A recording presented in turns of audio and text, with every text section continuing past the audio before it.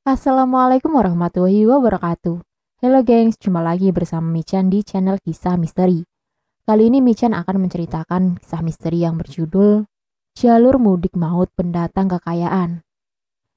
Cerita ini diambil dari laman @pesugihan dan kalian bisa langsung kunjungi halamannya kok.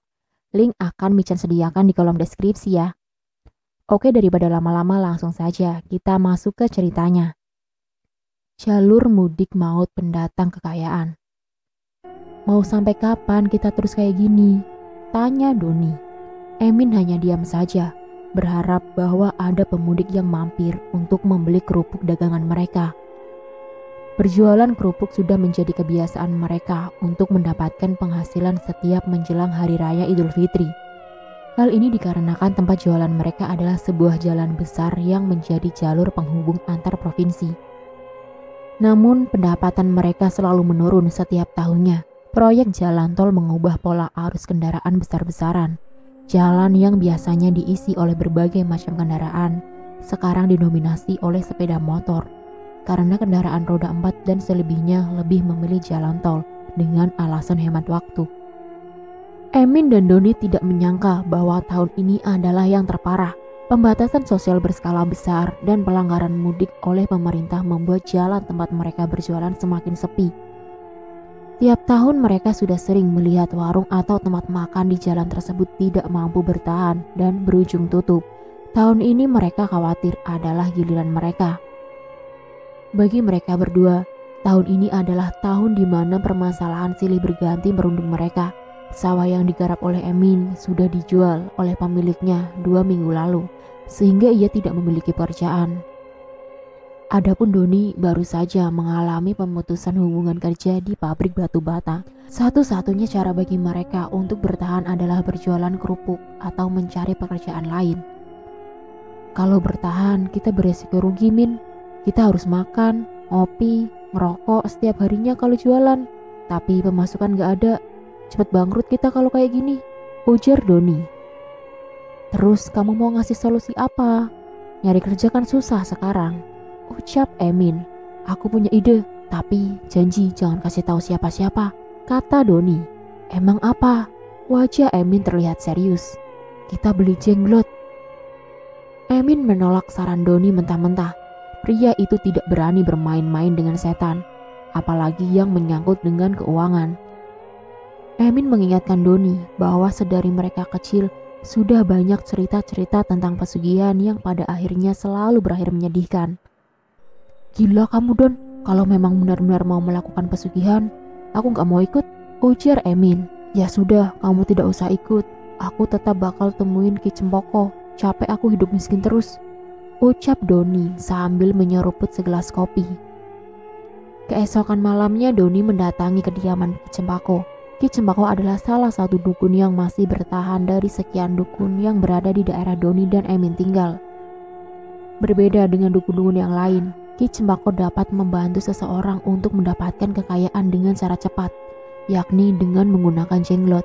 Jenglot tersebut nantinya akan diberi makan darah. Kamu sudah tahu gimana cara ngasih makannya? Tanya Ki Cempako. Sudah, nanti saya taruh di jalan utama, mumpung musim mudik, jawab Doni. Ki Cempako menyerahkan jenglot tersebut ke tangan Doni. Ukurannya hanya sebesar telapak tangan, namun dipercaya dapat memberikan kekayaan berlimpah. Keesokan harinya Doni pergi ke jalan yang juga menjadi tempat ia berjualan. Ia mencari tempat yang cocok untuk menyembunyikan jenglot tersebut.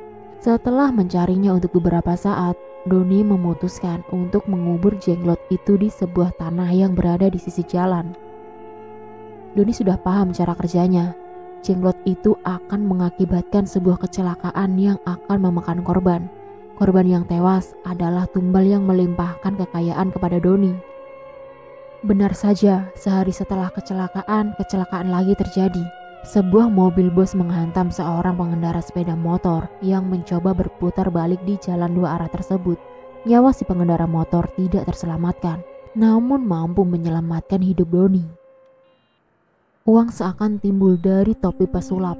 Kecelakaan pertama mampu memberikannya modal untuk membuka sebuah warung makan kecil-kecilan di jalan desa yang tidak dilewati orang mudik.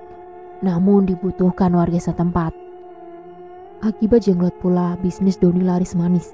Ia baru membuka warung tersebut selama 1 minggu, tapi sudah mendapatkan pelanggan setia. Hanya saja kekayaan yang ia miliki harus dibayar dengan nyawa-nyawa orang yang berada di perjalanan menuju rumah keluarga mereka.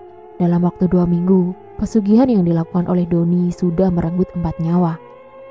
Doni menganggap bahwa hal tersebut bagian dari takdir yang tidak bisa diketahui atau diganggu-gugat. Ia tidak memikirkan pesugihan itu sama sekali hingga kawannya sendiri yang menjadi korban. Seminggu setelahnya, Emin dihantam oleh mobil truk ketika sedang menunggu pembeli di kios oleh-oleh yang mereka bangun.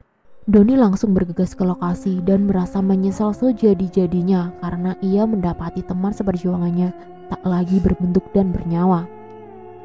Doni tidak menyangka sama sekali bahwa kawannya sendiri yang akhirnya menjadi tumbal atas kekayaannya. Meski begitu, ia tetap percaya bahwa apa yang terjadi pada Emin dan keluarganya adalah takdir, karena Doni sendiri tidak mampu memilih siapa korban dari jenglot miliknya.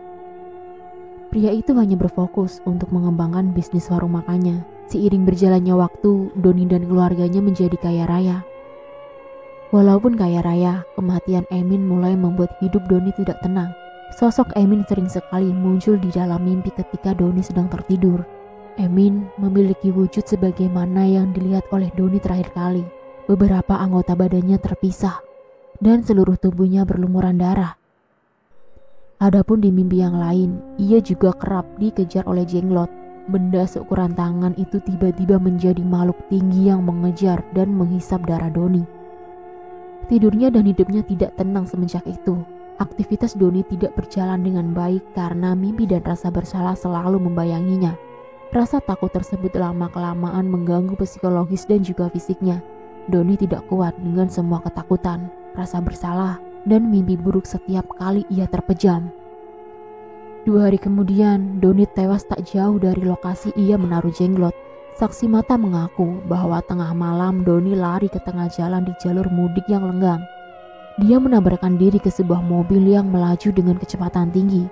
Pria itu tewas akibat pesugihan yang ia lakukan sendiri. Dan selesai. Sekian dan itulah akhir dari kisah misteri yang berjudul Jalur Mudik Maut Pendatang Kekayaan. Di sini Michan cuma mau mengingatkan ya gengs, untuk kalian jangan menghalalkan segala cara untuk sesuatu yang kamu inginkan. Di sini Michan mau bertanya sama kalian. Kalian ingin kaya? Pasti. Dan jawabannya, kerja. Jangan bersekutu dengan jin karena harta tidak selamanya. Jin itu sudah membatasi usiamu sebelum Allah mengambil nyawamu. Mendapat harta dari jin sangatlah mudah, karena tipu daya untuk mengelabuhi manusia agar nafsu harta sehingga lupa sama Tuhan. Jin lebih kejam dan licik tipu dayanya. Jin akan merasa hebat ketika kebanyakan orang kejerumus di jalan sesat itu. Lebih baik kalian pikir dulu ya geng sebelum memuja setan, daripada harta sebentar tapi nyawa pun melayang, dan kesakitannya dunia akhirat. Dan mari kita dekatkan diri kepada Allah Maha Pengampun dan Maha Pelindung. Akhir kata, Michan ucapkan terima kasih untuk kalian yang sudah mau menonton video kali ini.